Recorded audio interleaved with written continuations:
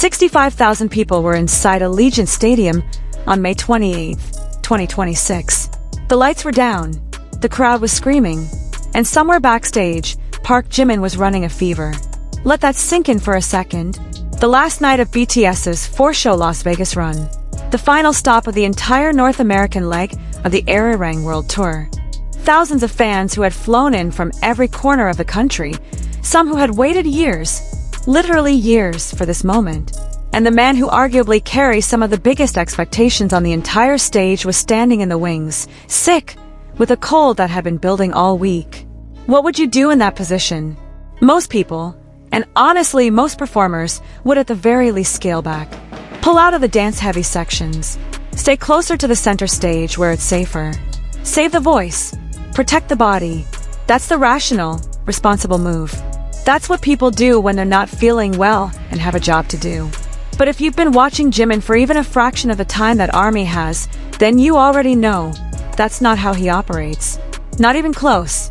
Stay with me, because what happened on that final Las Vegas night is something that no recap, no highlight reel, and no TikTok clip has fully captured.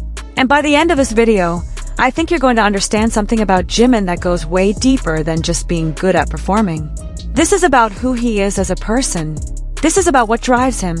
And this is about a specific moment on stage that made thousands of people in that stadium and millions watching from around the world feel something they are not going to forget for a long time.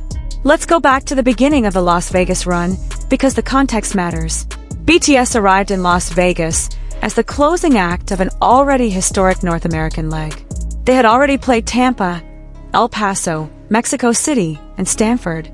They had already broken attendance records.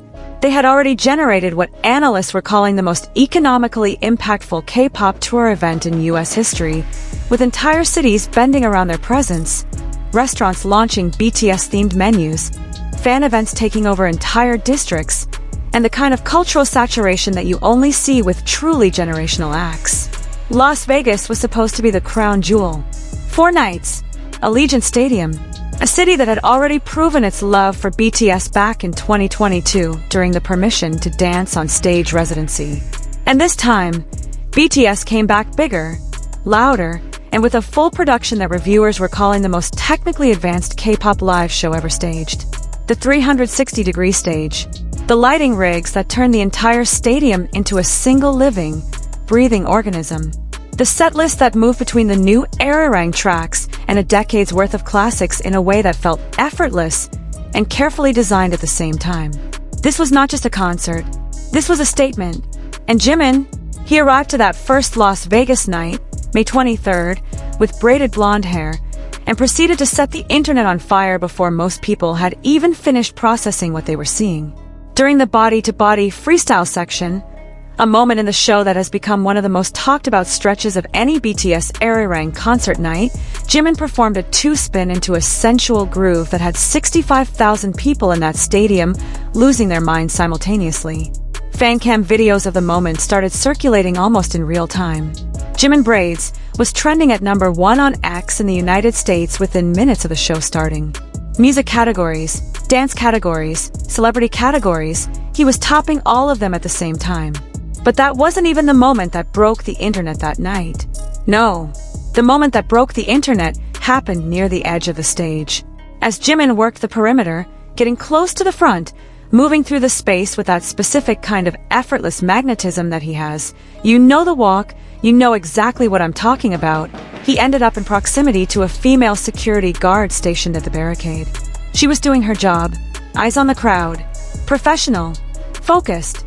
And then Jimin looked in her direction and smiled. That smile, that specific Jimin smile. Within 5 days, the TikTok clip of that interaction had 69 million views, 9 million likes, 53,000 comments. People were writing things like, "It looks like a scene from a movie," and "It deserves to be on a book cover." Someone in the comments wrote that they were currently checking out the security positions. The security guard herself reportedly became one of the unexpected viral breakout stars of the entire tour, with fans across platforms trying to identify her and celebrate the moment. And this is the thing about Jimin's stage presence that has always been difficult to put into words. It's not that he does dramatic things. It's not that he tries to create viral moments.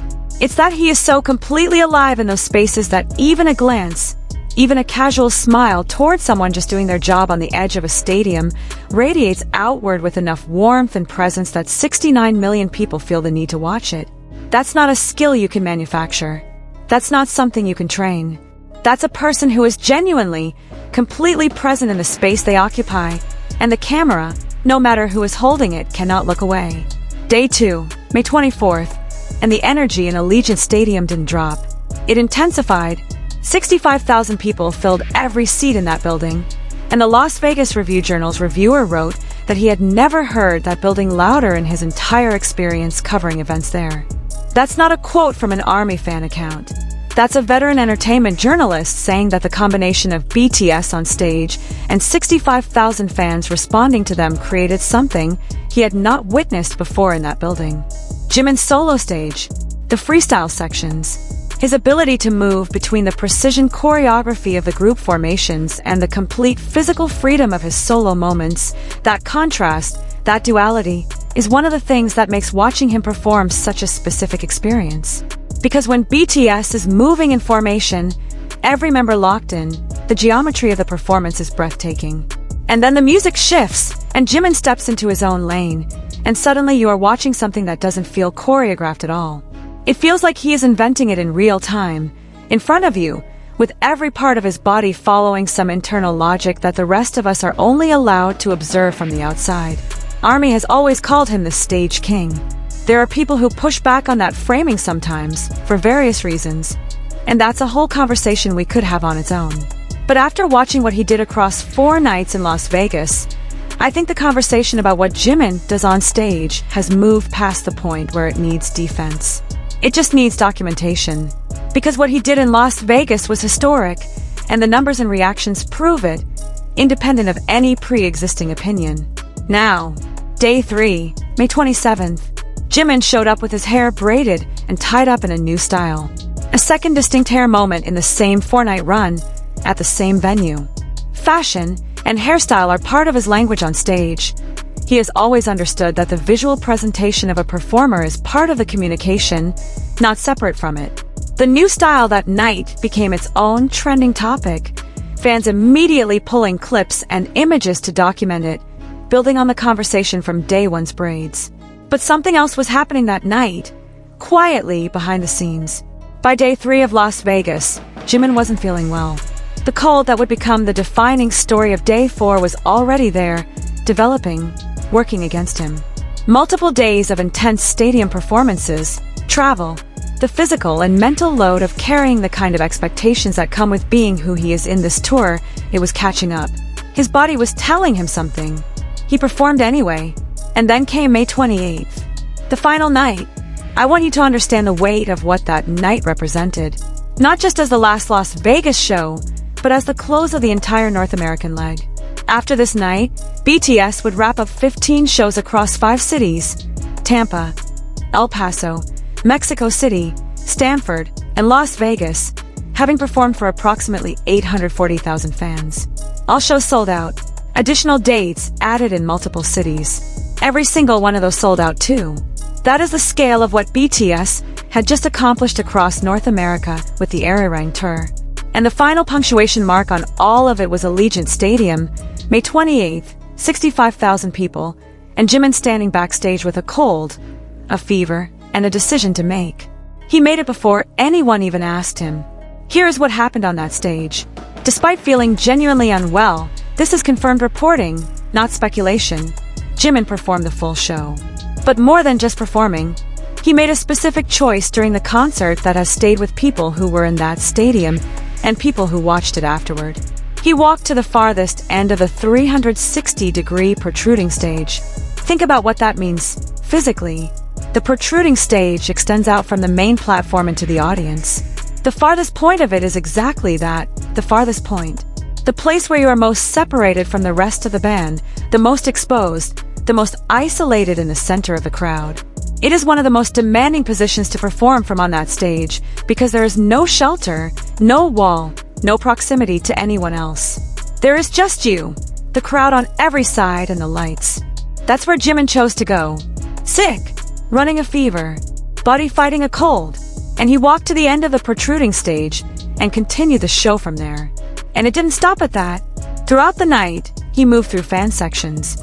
He made sure he was reaching people in different parts of a stadium, taking care of ARMY the way he always does, the way that has always been a fundamental part of what makes a BTS concert a BTS concert, the sense that the artists are aware of every person in that building, that they came to be present with the crowd, not just to perform in front of it. Watching the footage, you can see what Jimin was doing. He was making sure that the people in every section of that stadium had a moment with him, that nobody in that building went home feeling like they were in the bad seats, like they were too far away, like the show wasn't for them. Even when his body was working against him, his instinct was to move outward, toward the crowd, toward the people. Meanwhile, something was happening among the other members on that stage that ARMY was watching in real time. Jin. If you know BTS fandom, you already know that Jin has long had a reputation as one of the group's most attentive caretakers. ChimChim has always been the member who notices things, the one who quietly makes sure everybody is okay, who shows up in small ways that only gets seen later, in the details of old footage or the offhand comments in interviews. That's part of who he is. On May 28th, in the final show of the North American leg, Jin was watching Jimin. Multiple times during the concert, Jin made his way over to Jimin to check on him. Not once, multiple times. Throughout the show, asking if he was okay, offering encouragement, making sure that Jimin, who was pushing through something real and physical, knew that someone was watching, someone cared, someone was there. This is the kind of moment that gets lost in the headlines. The kind of thing that doesn't trend, that doesn't generate 69 million views. But for the people in ARMY, who know these 7 men and have watched their dynamic across years, this moment, Jin repeatedly crossing the stage to be beside a sick Jimin, is the kind of thing that hits differently. Because it's not performance. It's not for the cameras. It's 2 people who have been through an enormous amount together, one of them quietly showing up for the other on one of the biggest nights of both of their careers. And Jin, for his part, was having his own extraordinary night. He performed with a precision and confidence that has defined his entire arc on this reunion tour. During the Dynamite dance break, he executed a freeze, a breakdancing technique. That brought the crowd to a roar. He showcased the kind of physical capability and stage confidence that has surprised even people who had high expectations coming in. At the end of the night, in his closing remarks, he addressed the fans and his fellow members in fluent English, expressing gratitude with the warmth and humor that is distinctly, completely Jin. And then, in a gesture that felt like the perfect punctuation for the entire Las Vegas run, he closed the show by going around and personally shaking the hand of every single member. That image, 7 members, at the close of a 4-night sold-out run, at the end of a 15-show North American sweep, shaking hands with each other on the stage of Allegiant Stadium, is one of the images of his tour. But we're coming back to Jimin, because there's something about what he did on that final night that I think deserves a moment of real reflection. We talk a lot in fandom spaces about professionalism, about dedication, about the work ethic that sets certain artists apart. And Jimin has always been held up as one of the most extreme examples of that work ethic in K-pop, someone who is documented repeatedly as the last one out of the rehearsal room, the one who runs sections over and over until they are right, the one whose standard for himself is not set by what anyone else is doing, but by some internal benchmark that only he can fully perceive. But I think what happened on May 28th was something different from professionalism. Or rather, it was professionalism plus something else. Something more personal. Because a true professional, a person who is simply doing their job well, might perform through a cold and stay close to the center of the stage and get through it. That would be professional. That would be enough. Nobody would have criticized Jimin for doing exactly that. What Jimin did was walk to the farthest point of the stage. What Jimin did was move through the fan sections. What Jimin did was reach outward, toward the people. Even when every instinct of a sick human body is to pull inward, to conserve, to protect. That's not professionalism. That's something else. That's a person who, in the moment when their body is most telling them to retreat, instead makes a decision based on who they are in relation to the people watching them. There's a word for that. It's called love. It sounds like a dramatic thing to say about a concert performance. But watch the footage. Watch him walking to the end of that protruding stage on a night when he should by all reasonable measures have been resting. And tell me what other word fits. The Las Vegas run ended with BTS having completed one of the most successful North American touring runs in K-pop history. The numbers are extraordinary. 15 shows, 5 cities, roughly 840,000 fans. Every date sold out. The economic impact on each host city was being analyzed and reported by outlets that don't typically cover K-pop at all, because the numbers were simply too significant to ignore. The Sphere in Las Vegas displayed Arirang on its exterior during the run, a visual that circulated globally and became one of the defining images of BTS's return to the city. The Welcome to Las Vegas sign was illuminated in red in BTS's honor. Restaurants, cafes, nightclubs, museums. The city wrapped itself around this tour in a way that Las Vegas, a city that has hosted virtually every major act in the world, had not done before for a K-pop group. And at the center of all of it, 4 nights running, was Jimin. Hairstyles that trended. A freestyle section that crashed multiple platforms simultaneously. A smile at a security guard that generated 69 million views and turned a random Tuesday night into a cultural moment.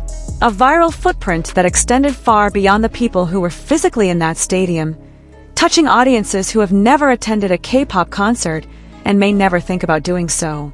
And then, on the last night of all of it, a fever. A cold. A body that was telling him no. And a choice to walk to the farthest point of the stage anyway. Here's what I want you to sit with before this video ends. The Arirang tour is not over. BTS has European dates, South American dates, Australian dates, and then a return to Asia still ahead of them. The scale of what they are doing in 2026 and into 2027 is genuinely unprecedented for a Korean act. 85 shows total, spanning multiple continents, culminating in what will almost certainly be a set of closing dates that no one is going to want to let go. Jimin has always been one of those performers who seems to raise his level for the biggest moments.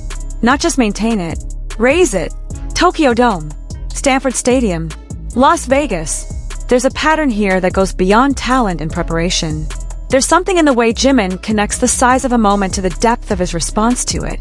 As if the weight of an occasion is something he can feel physically, and that feeling pulls something extra out of him that might not be accessible in smaller rooms. What does that mean for the rest of this tour? What does it mean for the closing legs, for the final dates, for whatever BTS decides to do at the end of a run that has already rewritten several chapters of what K-pop can look like on a global stage? I don't know. None of us know. But I know this. Whatever is coming next, whatever Jimin shows up with for the rest of Arirang, we already have a data point from Las Vegas that tells us something important about who he is when it matters most. He walks to the farthest point of the stage. Every time. Sick or healthy, trending or not trending, exhausted or energized, he finds a place where the distance between himself and the people watching him is smallest, and he goes there. That's ParkJimin.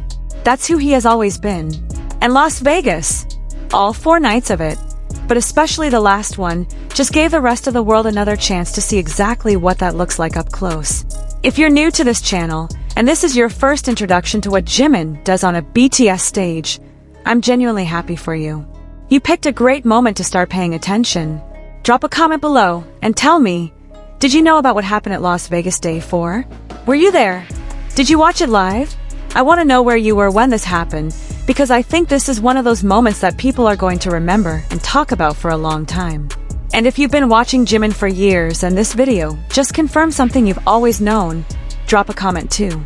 Because this community is built on exactly the kind of shared recognition that comes from watching someone be exactly who they said they were, over and over, through every circumstance that tries to test it. Subscribe if you're not already here. Hit the notification bell, because we are not done with Arirang, and we are not done with what Jimin is building on this tour. The next chapter is already coming. Don't miss it.